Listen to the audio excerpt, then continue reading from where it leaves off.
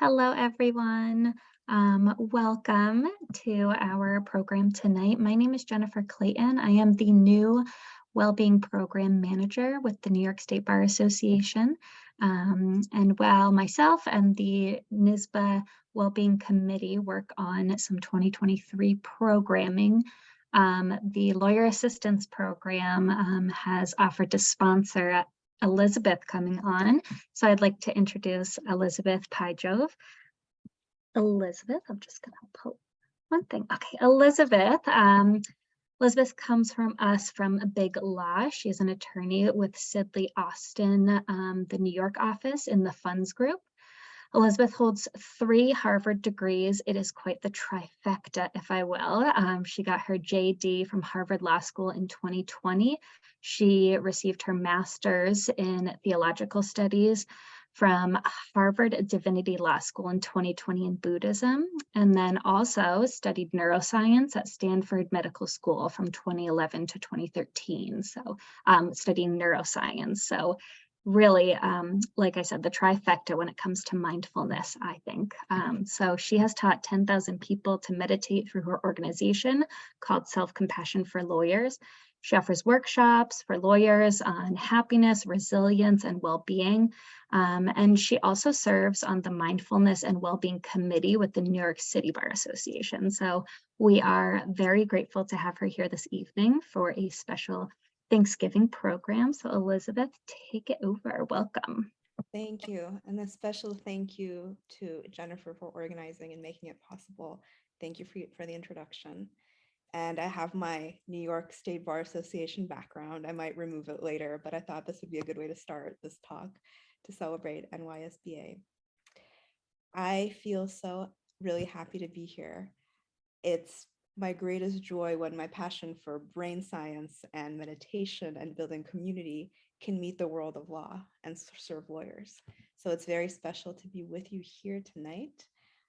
I just want to check in on how well you can hear me. Put a plus in the chat if you can hear me well. Good. And put 2 pluses if you can see me well. Good. I see those come in. If any time during the talk you want to be like nodding your head and saying yes, just put a plus in the chat, and that's how I'll know that you're nodding your head. So today we're going to talk about ideas about gratitude throughout time from BC to the modern day. We will define gratitude. We'll talk about the science of gratitude for most of today.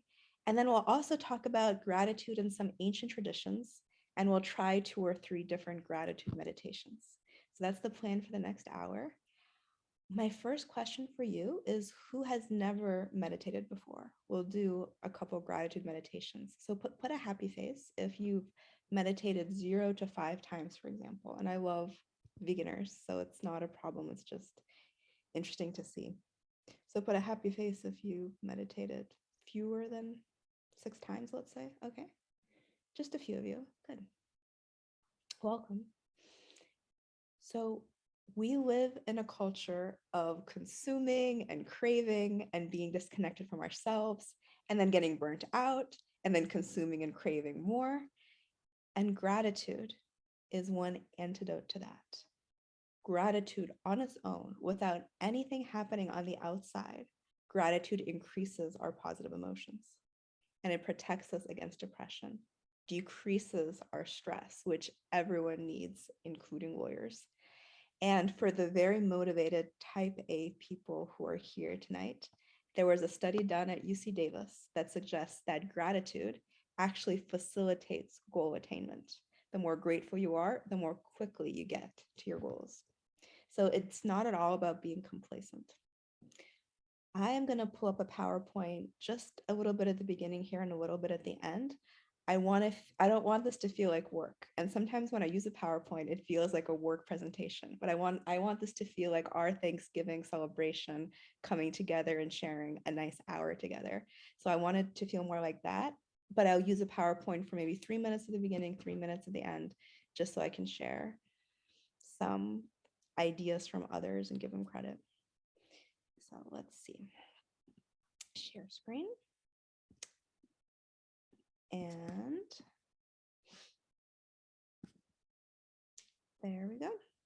Let's look at what some past geniuses have to say about gratitude. 1 second, I think my Zoom and my, there. Let's start with Cicero. I was a classics major in college. Gratitude is not only the greatest of virtues, but the parent of all the others. Rumi, 13th century Sufi poet. Wear gratitude like a cloak, and it will feed every corner of your life. Moving to the United States, Henry David Thoreau, transcendentalist. I am grateful for what I am and what I have. My thanksgiving is perpetual. It is surprising how contented one can be with only a sense of existence. My wealth is not possession, but enjoyment. How wonderful is that? The perpetual thanksgiving. I think this one is really lovely. Friedrich Nietzsche, the essence of all beauty is gratitude. And finally, Maya Angelou, when we give cheerfully and accept gratefully, everyone is blessed. So that's just some overview, again, across many different times, many different voices, just to enrich our conversation today. Let's start with what is gratitude. And I want to look at gratitude from the most broad definition. Very broadly, gratitude is thankfulness, it's wonder, it's counting our blessings.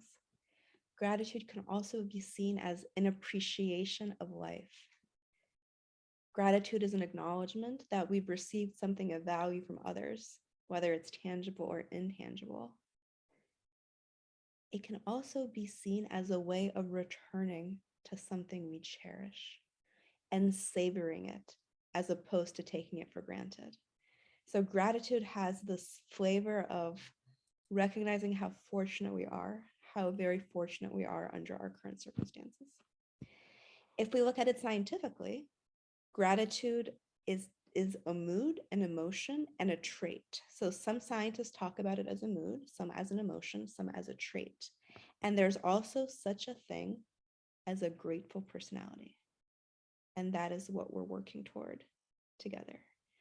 As we do a Thanksgiving practice, do a gratitude practice, it's a grateful personality that we're cultivating. And as you'll see from the science, that in turn helps us be happy and healthy. Gratitude is a way of connecting to ourselves, because if we really ask ourselves, what am I really grateful for? What are the true highlights of the day for me? You start to understand what brings you spontaneous joy, not in the head, not like what are you supposed to be happy about, but really in the heart. What's authentic to you? What's meaningful to you? And gratitude is also a way of connecting to others. William James, the 19th century philosopher and psychologist, wrote, "The deepest craving of human nature is the need to be appreciated." The deepest craving of human nature is the need to be appreciated. So gratitude is like a glue that keeps relationships together. So for happy relationships, gratitude. There are just a couple more points I want to make, and then we'll do our first gratitude practice. And to make this interactive, we will go between gratitude practice and talking about the science and talking about gratitude. So gratitude builds mindfulness. To feel grateful, we have to pay attention. Gratitude is being in the present. And in that sense, gratitude actually builds clarity because it builds awareness. Gratitude on a daily basis, it's not just a heart practice, it's a way of seeing things as they are. And I want to go into the science a little bit here. A scientific analysis by Shelley Gable and Jonathan Haidt suggested that every single day, we have 3 times more positive experiences than negative ones. But despite that, our minds focus on the negative ones. Put a plus in the chat if that resonates. If at the end of the day, 10 good things happen and 3 bad things happen, and you'll remember the bad, you'll remember the bad things. So if we were to see things as they really are, we would have a positivity bias. Because even on the worst day of the year, 75% of our lives are usually still going really well. 75% is positive. But of course, when we're in bed at night, what do we think about? Like, if as a lawyer, I drafted 16 documents in the course of the day, at night, I'm going to remember that one typo in that one document, and that's the thing that's going to stick in my mind and make it hard to fall asleep. And that's how the mind works. We have this negativity bias because our minds evolutionarily were made to look for threats. Our minds were extremely good at looking for threats in our environment, even imagining threats in our environment, and that allowed the human species to survive. So in any given situation, we both overestimate the degree of danger and we underestimate the degree of our resources. And this is where gratitude comes in. It can kind of even this out. Yes, Marie, it's a natural reaction. So I found it comforting to know that it's not just my brain that works like this. Everyone's brain works like this. It's normal. And then the question becomes, what can I do about it? Given that this is the human brain that was very well adapted to 1,000 years ago, is not as well adapted to right now, because this negativity bias can set off our autopilot when we're not thinking clearly. What can we do? We can practice mindfulness, we can practice gratitude. So our mind underestimates how many resources we have. Our main resources are other people. The main resource in our life are the people around us. And we will always think that the people around us are doing less than they actually are because of this way that our minds adapt. So for example, if you and your partner do the exact same amount of dishes every single night, or over the course of the week, you do the exact same number of dishes, in your mind, who will you assume does more dishes? Right? It'll always be you. You'll always think you did more dishes. And this is just a scientific fact if it's 50-50. And you will always think they did less. This is what gratitude helps with. Gratitude helps balance all of this out. So the answer to why cultivate gratitude, one answer is to see things as they really are, to see things more clearly, to balance against the brain's natural negativity bias. And another big point I want to make about gratitude is that it actually reduces our suffering. I want to give you an amazing equation. I'm going to put it in the chat. That suffering equals pain times resistance. So how much we suffer, it's not just the pain, it's how much we resist that experience. The resistance causes more suffering than that experience or the pain. If for a few moments a day, when you experience gratitude, you're not resisting reality, you're welcoming reality, that reduces your overall suffering so much. You're being fully with what is, you're connecting. As clinical psychologist Richard Miller says, what you're willing to be with, you move beyond.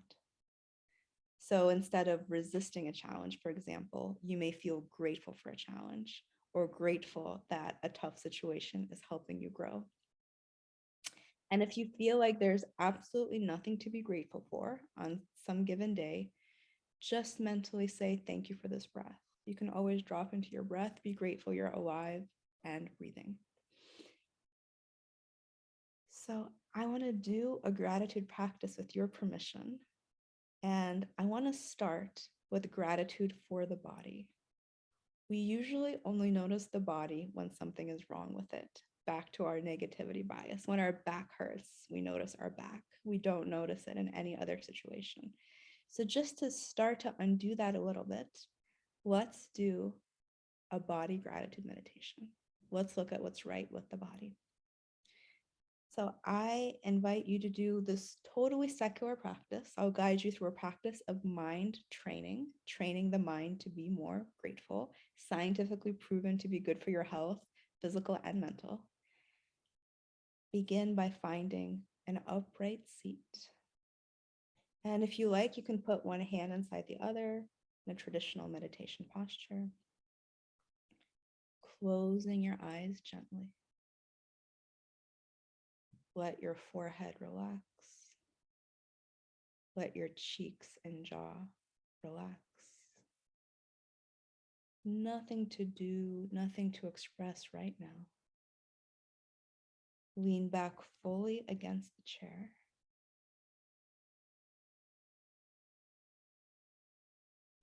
Feel your chest and your shoulders and your belly all relax.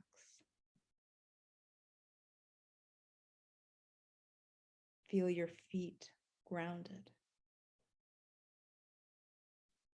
And we'll begin this meditation with befriending the body. We'll bring awareness to different parts of the body and say, thank you. Bring your awareness to your feet. Feel into the feet and bring to mind a way your feet have served you in your life. It might be today, this week, this year, this lifetime. How have your feet served you? What are those feet doing for you? Just considering that for a moment.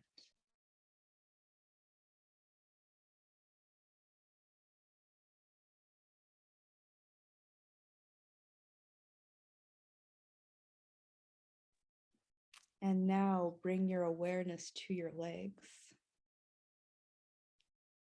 Feel the legs. And ask yourself, what have my legs allowed me to do? How have your legs supported you? Thank your legs. Thank your feet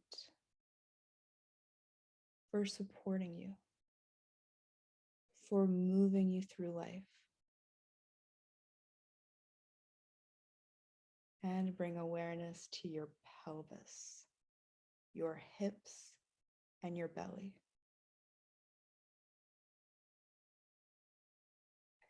Feel into this area and ask yourself, how has this area of my body supported me?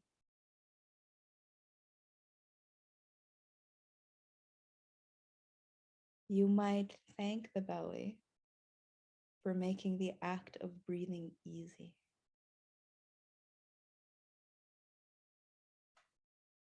And bring your awareness to your back. Feel the lower back and the mid back and the upper back. Feel the uprightness and the flexibility of your spine.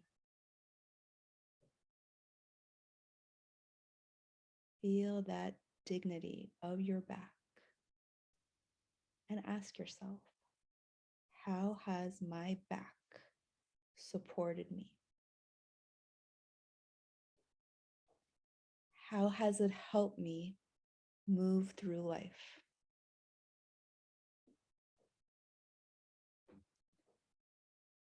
Thank your back.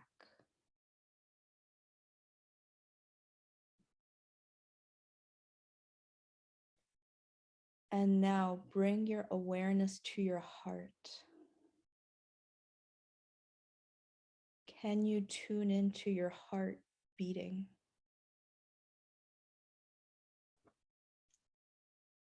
Thank your heart for caring,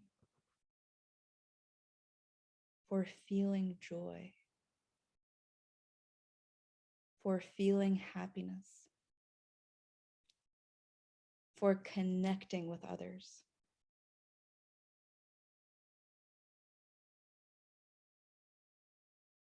And as we work our way to the top of the body, bring awareness to your shoulders, your arms, and your hands.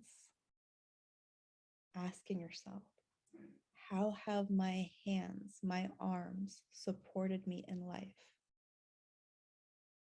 What have they allowed me to do? We use our arms and hands so often, these instruments of skill, expressing gratitude for all the things you've carried in your life. Gratitude for everything you've cooked, everything you've written,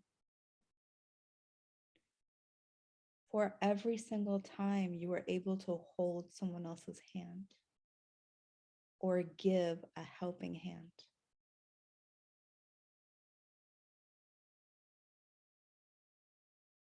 And finally, bring your awareness to your face and head and ask yourself, what do my face and head allow me to do? Every minute, all the time, so much, so very much. Smell and taste and hear, see, think, smile, speak.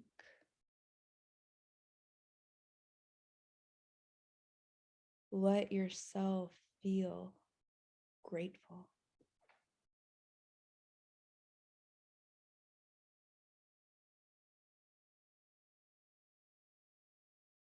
And enjoying this feeling of gratitude for your senses, the senses that bring you closer to life. Grateful that you can sing with joy or cry with grief. Grateful for all that you can see. And now feel grateful even for your own mind, your mind that is processing your whole experience. You might especially thank it for getting you through this part of the meditation, when it might have been more interested in distracting itself or entertaining itself. So thank the mind for being open to self-gratitude. And now just feel your whole body, inside and out, and thank your whole body. Thank this body for getting you to this moment this far, and all the places it has helped you go, and all the things it has helped you do. Knowing that there's no experience you've had in this life that's separate from this body that's moved you through life. Knowing that it will be with you the rest of the journey. Opening your ears to sounds in the room, and you'll hear the sound of the bell.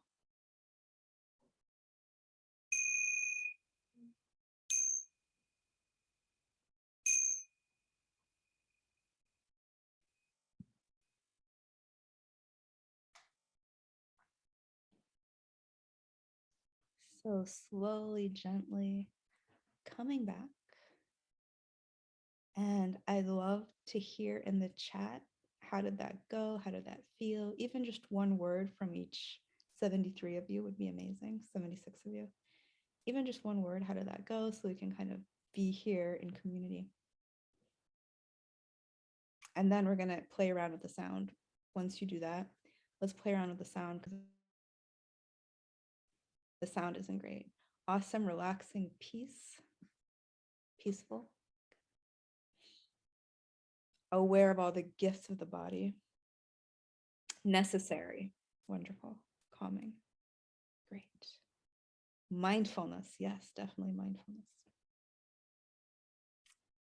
Tingles, that's a great word. Lovely. Thank you. Surprising. Oh, good. That's always good to hear in a meditation. Simple thoughts, but how little we maintain them. Yes, thank you, Chaya.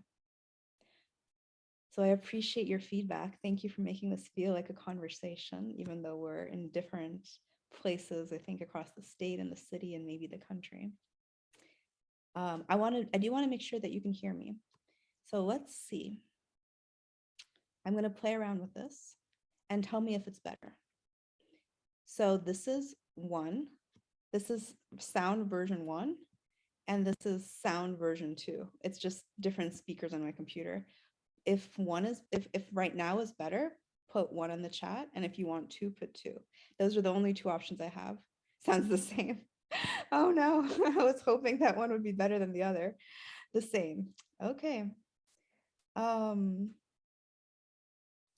badly can you hear me? Because I often do Zoom and it's usually fine, but I'm sorry if my volume is this any better? Okay, so I think some people can hear me well. Some people say it should be louder. Okay. I don't know if we'll be able to resolve it, Elizabeth. I think most people I don't can want to interrupt this, but I'm glad that most of you can hear me. So we will keep going. Welcome back from your meditation. Let's talk about the science of gratitude. So scientifically, when you're practicing gratitude, you're giving a gift to the world with your presence, but you're also giving yourself better health. The more grateful you are, the healthier you are. And so many scientific studies prove this, and we'll talk about some of them. I just want to start with a quote from Harvard Medical School from an article on gratitude. Gratitude is strongly and consistently associated with greater happiness. Gratitude helps people feel more positive emotions, relish good experiences, improve their health, deal with adversity, and build strong relationships. So such a bouquet. We wonder, why is there only one Thanksgiving a year, right? What's amazing is that it is an attitude of gratitude that leads to happiness, not the other way around. It's gratitude that rewires the brain to have more positive emotions and to be more optimistic. Grateful people experience more positive emotions. It's not like you need to win the lottery tomorrow and then you'll have a reason to be grateful and then you'll be happy. If you start being grateful, you'll start being happy, and then who knows about the lottery. But it is gratitude that rewires us. In fact, the things in your life that could make you happy, they have a more enduring effect on you if you practice gratitude. I want to share another scientific concept with you, and it's hedonic adaptation. Something like chocolate cake stimulates our pleasure centers, or a new iPhone, or a new relationship, or a new trip. Anything that's new, our pleasure centers fire if it's pleasant. But pretty quickly, hedonic adaptation sets in. And when that happens, our level of contentment starts to drop. Think about it like eating chocolate cake. The first spoonful, amazing. The third spoonful, great. To the 10th spoonful, you're like, oh, it's okay. By the 50th spoonful, you'll want to basically stop eating it. You're not enjoying it anymore. Barbara Fredrickson at the University of North Carolina did some research on this. What she found is that with every source of pleasure, we start to enjoy it less and less with time, unless we're grateful for it. If we feel grateful, we can get that pleasure from things again and again.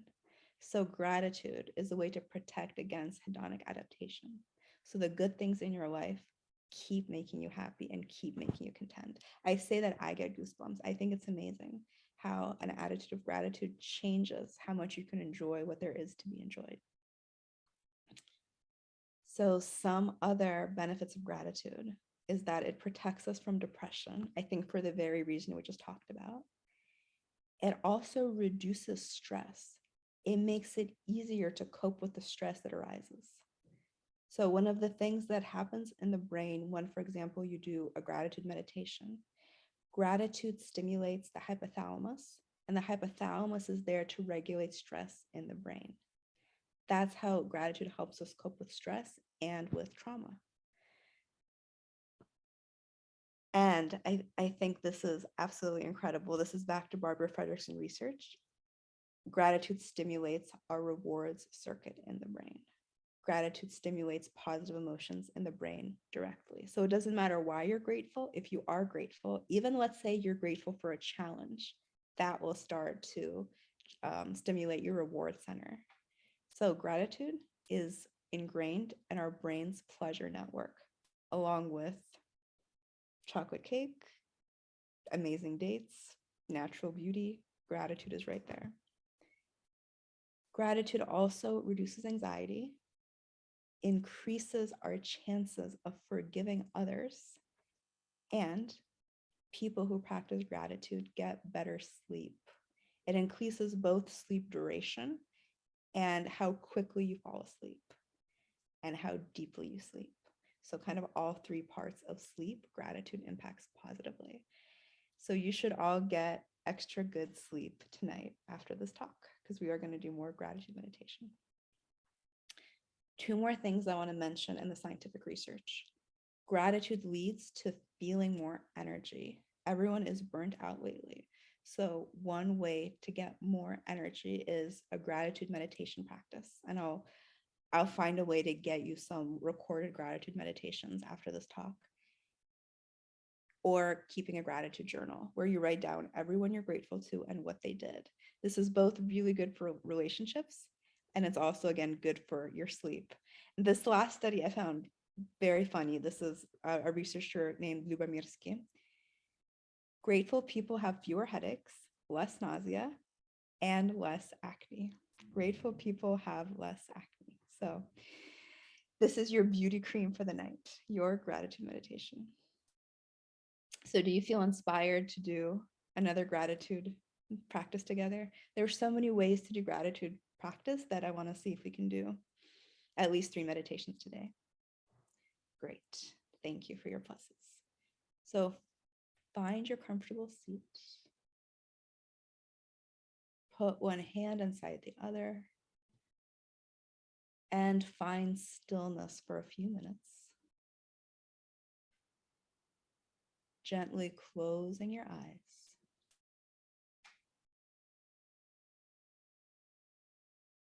And now think about where you are.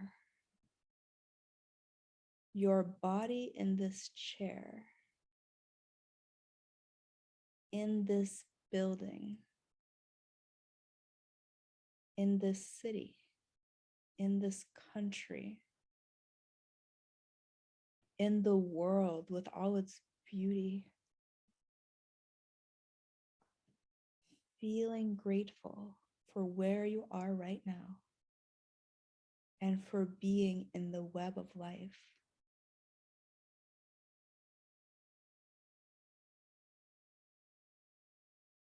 Feeling gratitude that you have a home,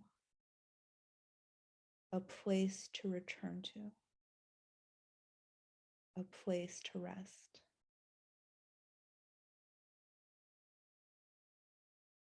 Being grateful for where you live. Gratitude for all the parks, all the beautiful streets, all the remarkable people who live here. Allowing yourself to feel thankful for being part of community. And being grateful for having a profession. Grateful for your colleagues. Grateful for the wonderful organizations like the New York State Bar Association that you are part of.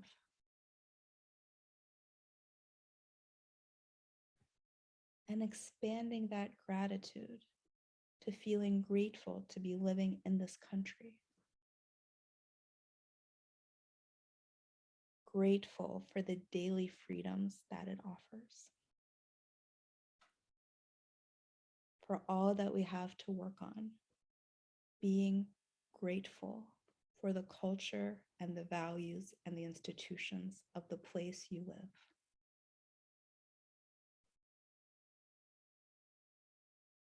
Grateful to be speaking a language so many others speak.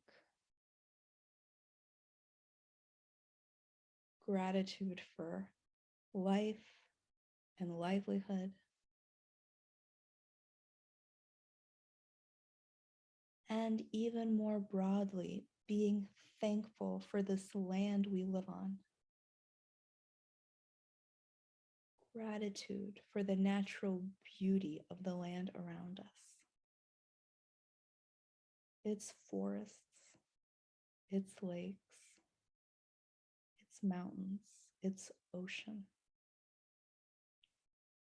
That we get to live in a world with all of that.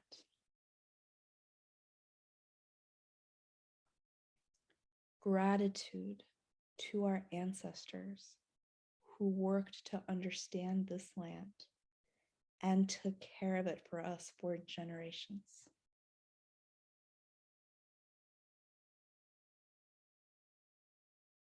Gratitude too for the small daily pleasures that color your days. Sending gratitude for all the good meals you've eaten. Grateful for the kind words you've heard. For all the moments of connection and all the joys you have felt.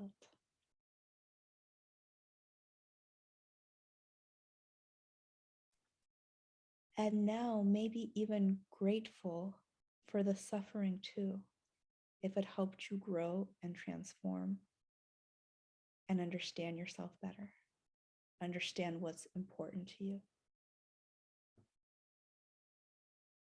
Let yourself feel grateful for the challenges you've experienced. Let yourself feel grateful for all the things you learned, for all the films you've watched, all the books you've read, all the times you've basked in the sun. And grateful too for the future, for the moments to come. Feeling gratitude for the adventure that lies ahead, for the surprises life has to offer that you can't even guess yet.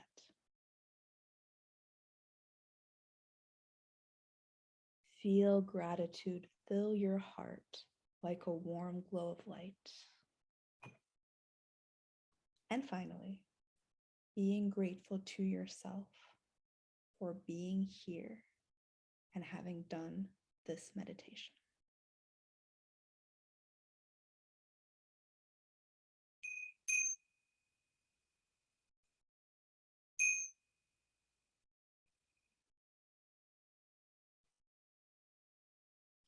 And as you feel ready, opening your eyes and coming back. And tell me how you feel after this meditation, a different kind of gratitude meditation. Let me know how you feel as you slowly come back.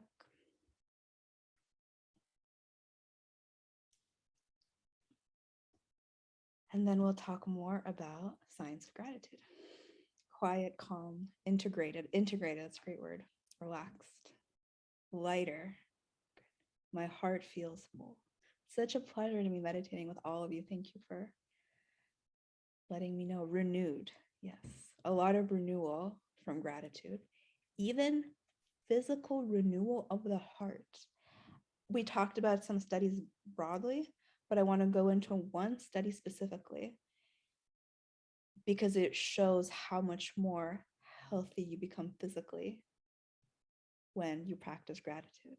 So this is a study about heart disease. Lawyers are particularly susceptible to stress-related illnesses like heart disease. So I thought this would be interesting for you. Dr. Paul Mills is a professor at UC San Diego who specializes in heart disease. And he ran this study, big sample size, 186 men and women participated. They all had some degree of damage to the heart. So either high blood pressure, or they just had a heart attack or an infection of the heart. And this researcher, Paul Mills, asked them to fill out a questionnaire to rate how grateful they felt for the people, the places, the things in their life. So a very similar thought process as the one we just went through today. Then he took how grateful they were. He got that statistic. And then Dr. Mills measured the plaque buildup in the arteries and the level of inflammation in the patient's bodies. There were lower levels of plaque buildup and less inflammation in the people who were grateful. Their hearts were healthier. Even though they all were suffering from some sort of problem, their hearts were healthier. So then Dr. Mills was wondering, are they healthier because they are grateful, or are they just more optimistic and grateful because they are healthier? So he ran another study. He designed a second experiment. He retested a group of patients for heart disease and took note of their biological indications of heart disease. And then he asked half the patients to keep a gratitude journal and write the things they were grateful for each day for 2 months. And then in 2 months, he retested them again. And any guesses as to the results?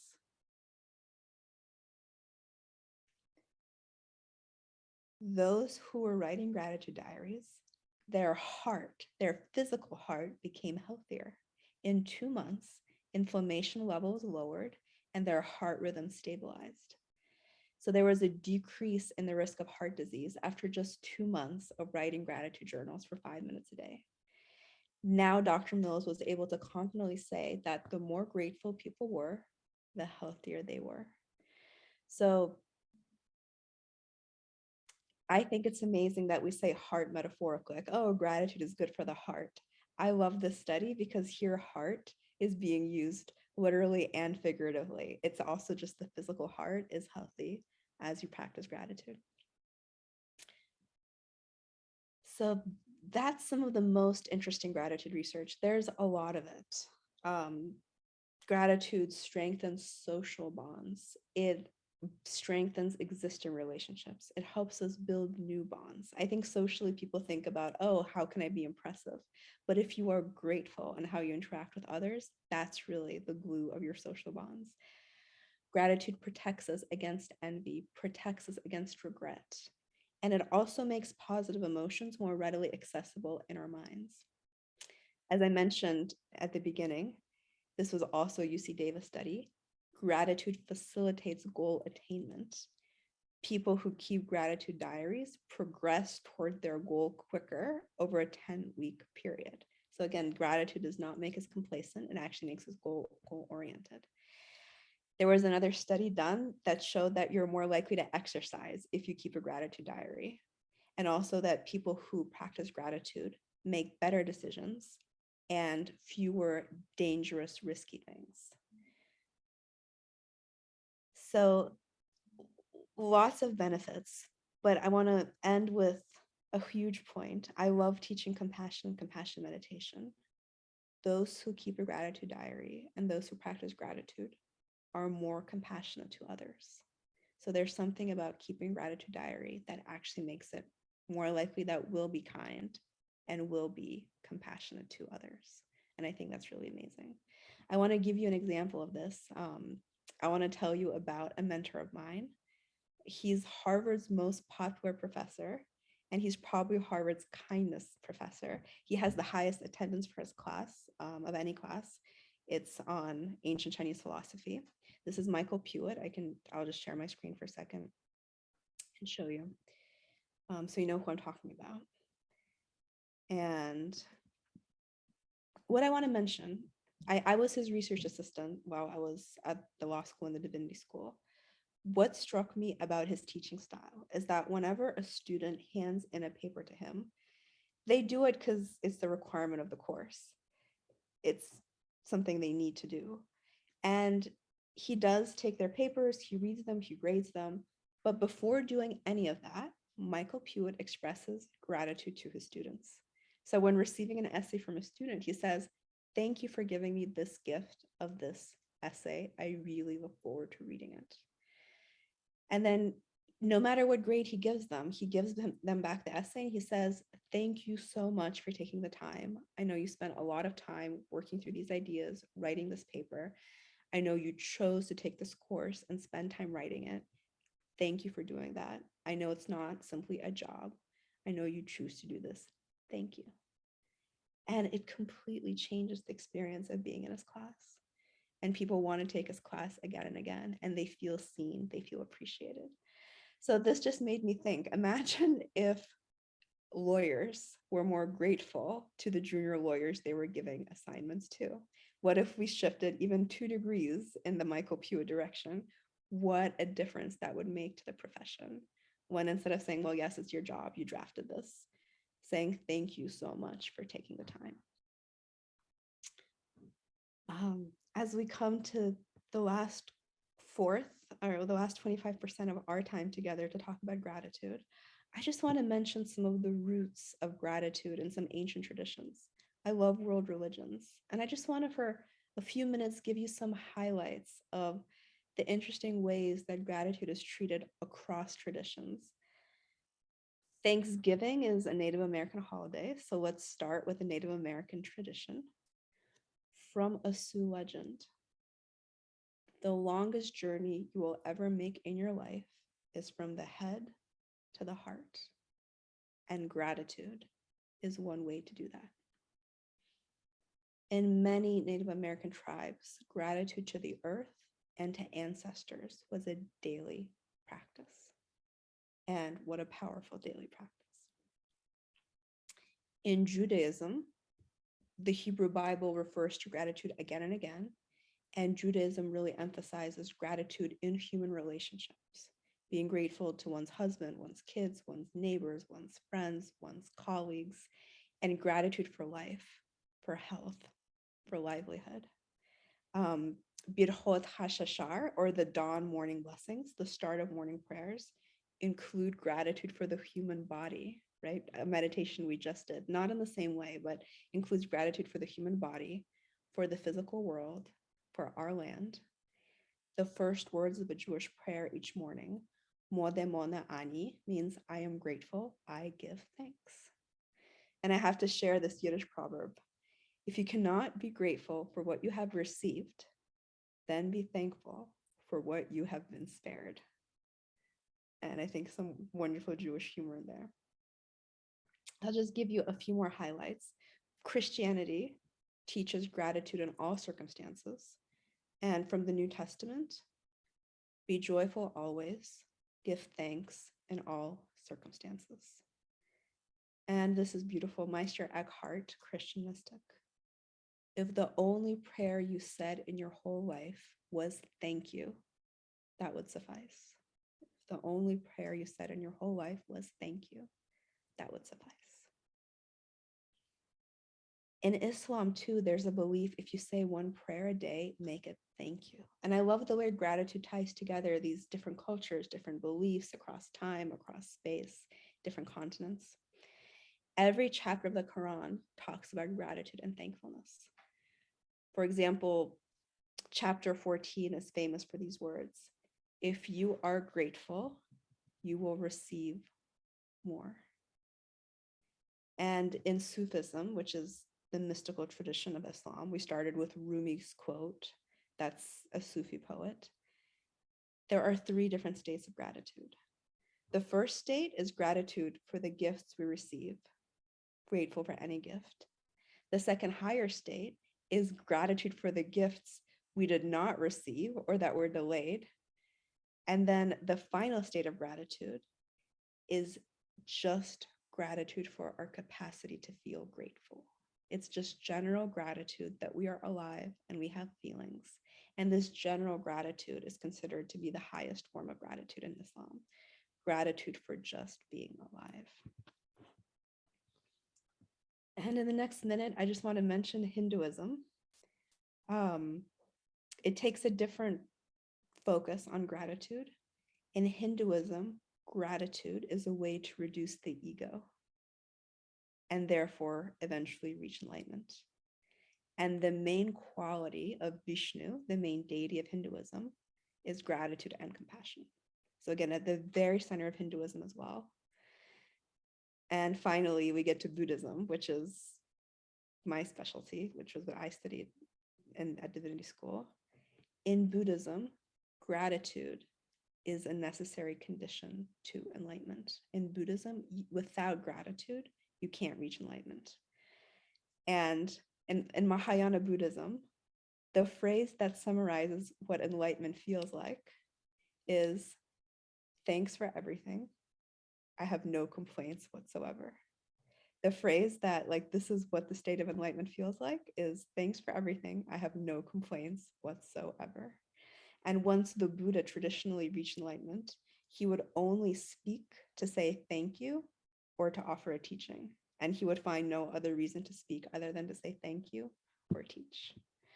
So in this way, I thought we'd kind of get to see how gratitude plays itself out in a variety of different traditions. Yes, in the science, but this knowledge has been here all along through really every major tradition. And we didn't cover all of them, but I wanted to give you this quick survey.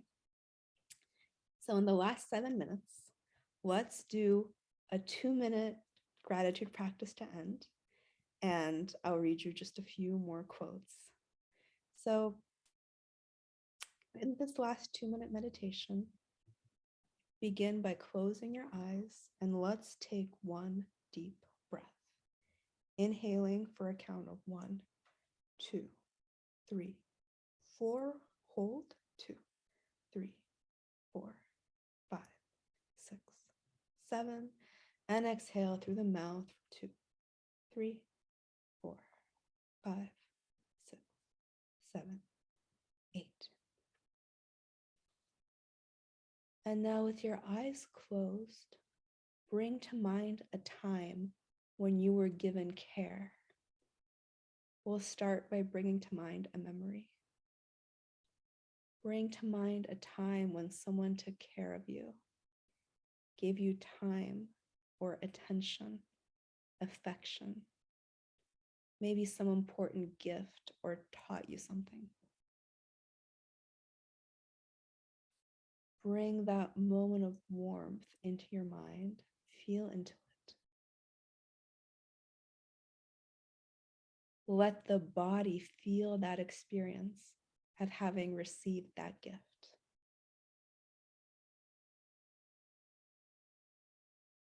Remembering how you felt. Feeling taken care of. And sit with that sensation for a few moments. Feel into that release, that glow, that warmth, that connection, that generosity.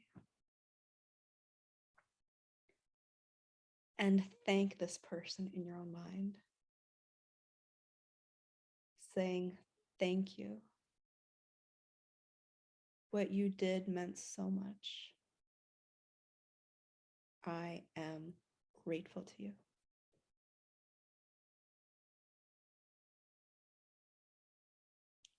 And ending with gratitude for this breath, this life, this moment. And gratitude for all the people in your life who make your life so much better. Ending with gratitude for the people in your life.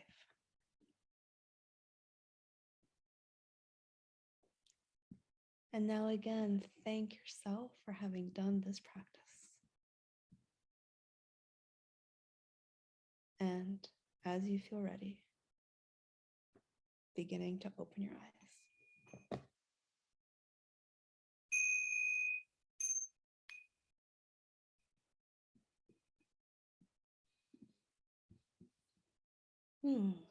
So thank you. Let's end with some quotes on gratitude. This is from Ralph Marston, an American football player. Make it a habit to tell people thank you, to express your appreciation sincerely and without the expectation of anything in return. Truly appreciate those around you, and you'll soon find many others around you. Truly appreciate life, and you'll find that you have more of it. I think that's a beautiful way to put it. And that's why we did gratitude for people in your life as our last meditation practice. There's only so much we could do in an hour, but I feel like we covered a lot in an hour. I'll end with kind of a funny quote. Some people are always grumbling because roses have thorns. I am thankful that thorns have roses. I love that. The goal really of me wanting to give you this talk today and the goal of what we're doing, it's let's make Thanksgiving not a holiday once a year. Let's make Thanksgiving a natural response to life. So listening with gratitude, looking with gratitude, even feeling with gratitude, connecting with gratitude. Can that become what we practice, even when it's not Thanksgiving week, just to be happy human beings? And even grateful that we have as many emotions as we do. We have as many challenges as we do. So I hope you stay connected to this. To help with that, if you want to continue this practice beyond this 1 hour, I will be sending a text message each morning with a gratitude quote and like a little gratitude inspiration this whole week. So from today to next Monday, it'll be all like a 2-line gratitude quote each morning. If you want to join, text the word gratitude to 74121. You can just do it from your phone now. Just text the word gratitude and you'll get a mini text message from me in the morning. And that's a nice thing to share. And this is them. I love to get a moment's feedback on tonight's talk. This will only take you 1 minute, but if you scan this QR code in front of you, if you like open up your phone, the photo, the camera, and you scan it, it'll take you to the survey. And as a thank you for doing the survey, I'll send you all the quotes from the presentation. There were maybe 30 different quotes in this 1 hour. So I'll send you all the quotes and I'll send you several gratitude meditations by email. So the first thing it'll ask you for is your email, and then you'll get to say if you like the talk or not. If you do it, and I'll give you a couple minutes, you'll get gratitude meditations and tons of gratitude quotes, enough to feed you for an entire year, I think. And you'll get to keep doing gratitude meditation whenever you like, guided to my voice, if you choose. So I'll just give you a minute to do that, and then we'll do a formal closing together. And I appreciate your honest feedback. And I'm sorry if the sound wasn't perfect. So we will work on that next time.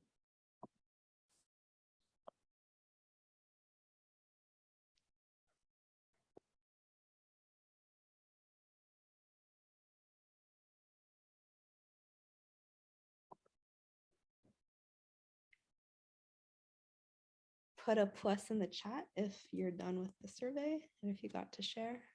Elizabeth, could you just give us the number again? Oh, sure. Let me put it in the chat. So Thank you. yes. So if you want to get the text messages, it's text the word, what was it? Was it gratitude? Yeah, thank you. Text the word gratitude to 74121. 74121. And here, I brought this up again, so it's here. And oh, sorry, I think something's blocking it. There we go. So if you text then the number 74121, the word is gratitude, it'll automatically add you to my list for the week. And then again, if you scan this code and do the survey, and it'll ask you for your email, I'll send you materials later tonight.